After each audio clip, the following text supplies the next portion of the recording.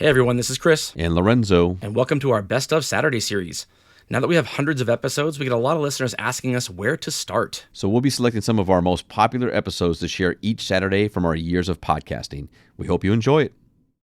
No role plays, just real. Chris and Lorenzo share 4 decades of combined experience to help you become a more effective leader. We've never really, as a workforce, spent a lot of time on making sure we're developing good leaders. We'll be able to share stories, experience, mistakes, failures, successes. This is Hacking Your Leadership. Welcome to Hacking Your Leadership. I'm Chris. And I'm Lorenzo. And Lorenzo, on this episode, I want to talk about a kind of double-edged sword of leadership skills that I've been hearing a lot about as necessary to be a good leader, these 2 different skills, but that they don't seem to find themselves in the same people. They seem to find themselves in different people, meaning I know some people who are good at one and some people are good at the other, but not many people who are good at both. And those 2 skills are command skills and empathy skills. Okay. It's obvious that a leader needs to be able to have both. Command skills, I think, was more highly sought after for a long time, for many years, or maybe a couple generations. And now we're moving into this realm where empathy skills and the softer skills are more sought after. And I know a lot of people who are really good at those skills, but they lack the command skills that are sometimes necessary in order to kind of galvanize a team, or kind of convey a sense of that you know what you're doing and that everything's going to be okay. Do you ever struggle with this? Do you find yourself better at one set of skills over another, like naturally, and having to kind of summon the other one? How has this kind of impacted your career, and has it been different as you gotten older? I think I've shared this before on the show, where earlier on in my leadership career, I talked about kind of overusing empathy and really connecting with a team and looking at small successes or small improvements as big successes. And Right. What I had to find out was that it's good to care about your team. It's good to have empathy. It's good to provide people with an environment where they feel supported and that you can kind of see things from their perspective, or walk a little bit in their shoes to understand what they're going through and trying to execute strategy. And I think that the second piece of that, though, around command skills is, it's funny. I often used humor. I often used, connecting with people, building trust and a good relationship as a means of command skills. Many people think of command skills and they immediately think of like somebody who's in charge, and they're usually maybe loud or robust, or like they've got this kind of take charge attitude, or this type of tonality in their voice where they just sound like they're telling people to go do things. I disagree that's what they are, but I do agree with you that that's what a lot of people think. Correct, exactly. Yeah. And that's where I was going with it, right? Okay, Like good. when you hear command skills, that's what most people think. The reality is command skills is like, are you able to drive people in a way, get their attention, get their commitment. Are you able to help people take action based upon, your expectations or your requests, or those types of things. So there's many ways that you can have command skills that show up differently in regards to, how people view you or hear you or see you. So I think that for me in my career, to answer your question, I've always been really good, in my opinion, around empathy and being able to understand people and connect with them in a way that is helpful and I believe empowering. But I've also been over time, I've learned that the best utilization for myself around command skills is making connections with people to be able to ask them to go do work. In a way that they feel is that I respect them, that they respect me, that I trust them, that they trust me, and then celebrating the great work that they've done. Like that for me, I think is how I've leveraged command skills over time, and then also that it is different for different levels of people. So like how I utilize command skills for leaders is very different than how I use it for maybe individual contributors or people that are not in a leadership role. Yeah, that's spot on. We just got through the holidays, and this time of year, we most people tend to spend more time around family members that they maybe don't see as often the rest of the year, and there are conversations that happen during this time of year that don't happen other times of year, because you're around people who, hopefully love you unconditionally and stuff like that. So I was getting into a conversation over the last few weeks with some family members around, and it was just kind of anecdotal. It was kind of, our minds go down different places when we're with family, around what would happen in kind of like a post-apocalyptic Walking Dead kind of scenario. Not the zombie part, but just the, there's no services, no government, no, just an absence of anything that's like an overarching structure. What would happen? And I said my contention was that in the absence of leadership, somebody in leadership fills that void, whether because they want to or choose to, or because the rest of the group makes them that. And I believe that speaks less about who the leader is and more about who the rest of the people are. Meaning, I think Sure. people want to have someone to follow. A lot of people do. There are some people who don't need it to feel comfortable, but I think a lot of society doesn't feel comfortable unless they believe somebody is in charge or at least in control of the situation, especially when you're talking about a chaotic environment. And so I've always thought command skills were just what it's the ability to, if I can look at somebody and in amongst this chaos, there's this person who just seems to not feel chaotic. It doesn't seem like the chaos is impacting them because they know something that the rest of us don't know. They happen to, either they see something we don't see, or they've been through this before and they know it's going to work out all right, or they just seem to kind of know how the dots all connect. When you see a person like that, it's unmistakable. And when a person can project that to a group of people, especially in a leadership environment, in a place of employment, whether you're talking about groups of employees who seem to be caught up in the chaos, or groups of clients or customers that are caught up in the chaos, the calming effect that I think that has on the rest of the people who can see it, I think it should never be discounted. I think it's so important, and that can lead to even people who aren't necessarily great leaders being given the chance to show great leadership skills. Yeah, it's funny that you mentioned that, because it's something that I've talked a lot about with leaders, especially when you are in the retail environment, is that you should be able to walk into any retailer and look around very quickly and know who's in charge. And I think that speaks to exactly what you're saying, is that, just people's, your body language, your ability to keep your head up, and the fact that you're observing everything that's going on and not just the one thing that's in front of you. Your ability to move quickly in between, whether it's employees or customers. Like, these are all things that, to your point, I think from a customer standpoint, it's calming, and it goes, okay, cool. Like, that person is clearly in charge. I don't know who they are, what they are, what's going on, but they are in charge. And many times, when you're building that skill set, it has nothing to do with your title.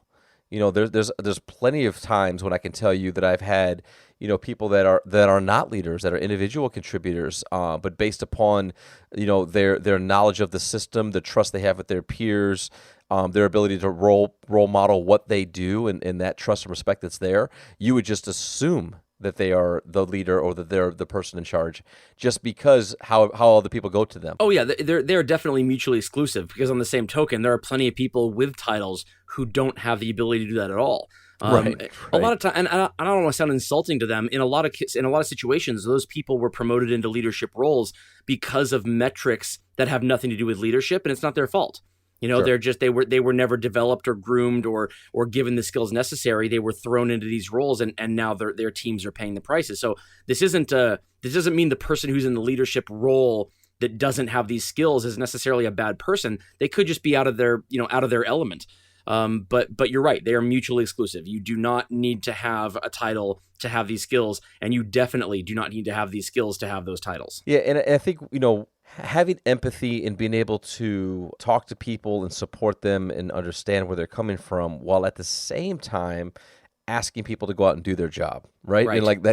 And that's where I think the largest struggle is, because I see that many times with leaders, especially those that are kind of new into their career, where they're doing their best to want to help, the people that work for them. They're doing their best to listen. They're doing their best to sit across the table and not maybe, scratch that itch that's saying like, look, I just need you to go out there and do this job, right? Like they're doing all these things to not do that, and then they kind of they fall too far into the empathy piece where now they go, oh, they've shown too much. I understand. Yeah, I totally get it. Nope, I get that. Yep, that's happened to me too. And they do all these things, and then now they're in this place where they're like, okay, now how do I transition to say, okay, but what I really need you to go do is like show up to work on time and then go help these customers, right? like it's difficult, and I think that I think that it's because there's this thought or this idea of what empathy is, and then how you actually can show the best, the most amount of empathy to somebody. So my thought when it comes to empathy in the moment is be in the moment, right? When you are having a conversation with somebody that's either voicing concerns or going through something or having a hard time with something, simply just be in the moment and listen to them and repeat what they're saying and ask them for clarity and say, hey, would you mind if I give you some additional perspective? And you provide their perspective and then ask for their thoughts on that. So like being in a place where you can show empathy through the respectful listening of somebody's concerns or their thoughts and then actually having a conversation with them, that is empathy. You know what I mean? That in my opinion, that is real empathy, because you're not just sitting there as a shoulder to cry on and aligning with them on what's going on in life, but then you're actually having a conversation to help them work through it, give them some additional perspective, give them some help or some insight that may then be able to give them a little bit of clarity or give them a little bit of confidence in what they're going through and how they get through that situation itself. That to me is real empathy. And if you do it that way, it actually makes a very easy segue to then move on to how do I need you to show up here? Right? So like, let's think about this. Let's think about that. Of course, you can have whatever you need to handle your current situation, but here's what I also need from you. If you're going to be here at work, I need you to show up at the best of your ability. I need you to be able to be engaged. I need you to be able to deliver on these types of things, because that's what you're here. If you can't do those things, then you probably need to look at options that take you away from work and take you away from the business to go handle what you need to go handle.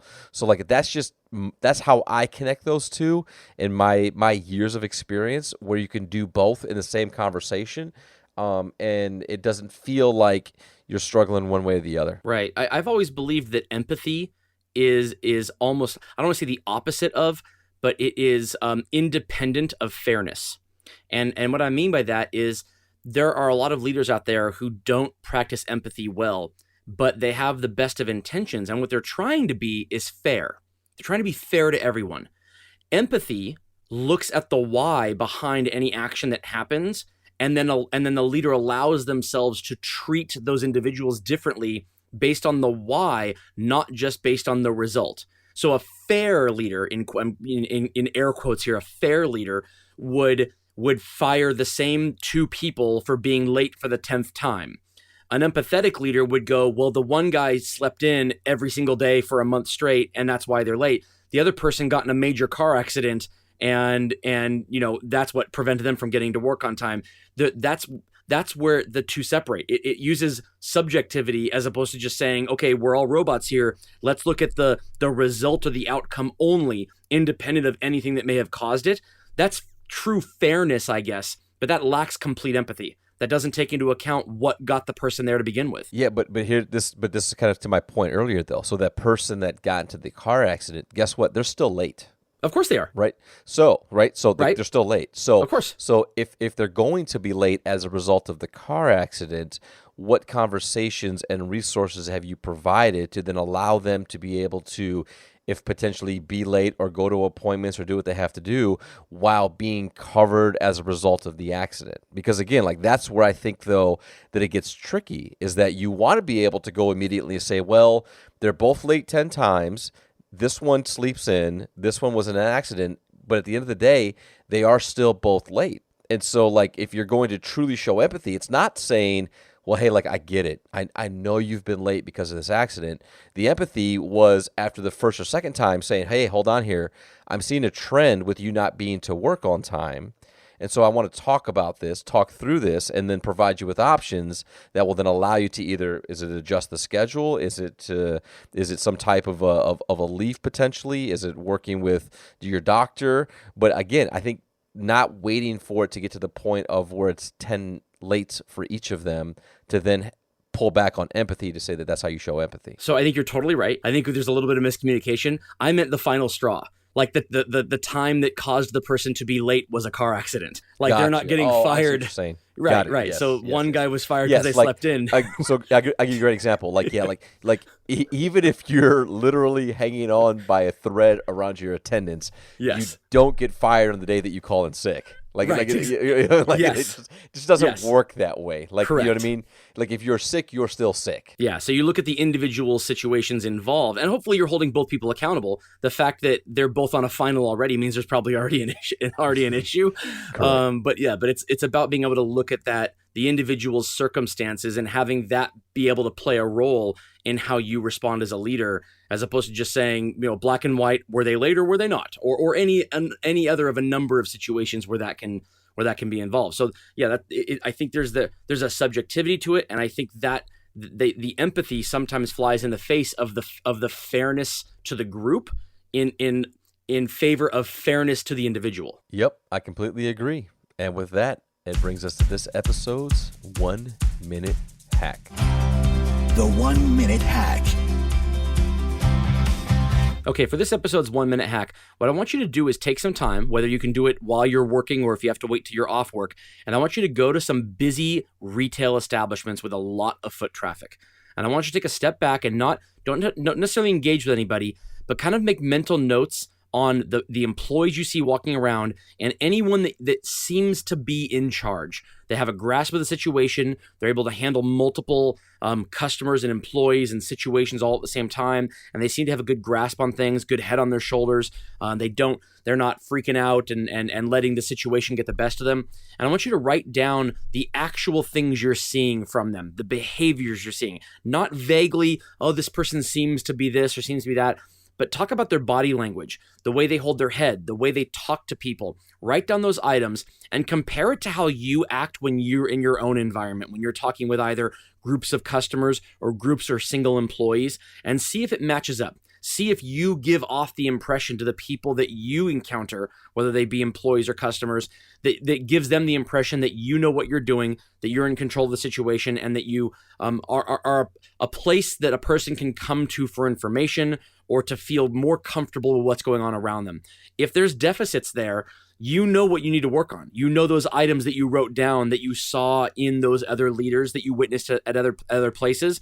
Those are the items you have to work on, because it doesn't matter how you feel you command your teams and your environment and your clients and your customers. It matters how they feel about it. You don't get to tell other people that you have good command skills mixed with good empathy. That's what your teams and your clients and your customers have to tell you. So the more that you can exude those skills on a daily basis, the more you will amass a following of both customers and employees. Yeah, I think it's a great 1 minute hack. And I just like the idea sometimes of going into other places and, looking for behaviors as a leader to go validate.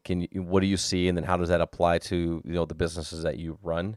I think it's good. It's almost like competitive shopping for the behaviors to be able to understand, are you leading your team in a way that continues to build their skill set? So I really like that idea. Well, yeah, and there's no doubt that we talk about, being too close to a project. You want to have other eyes on something. If you spend a lot of time on it, you're too close to it. You don't have the ability to look at it with unbiased eyes.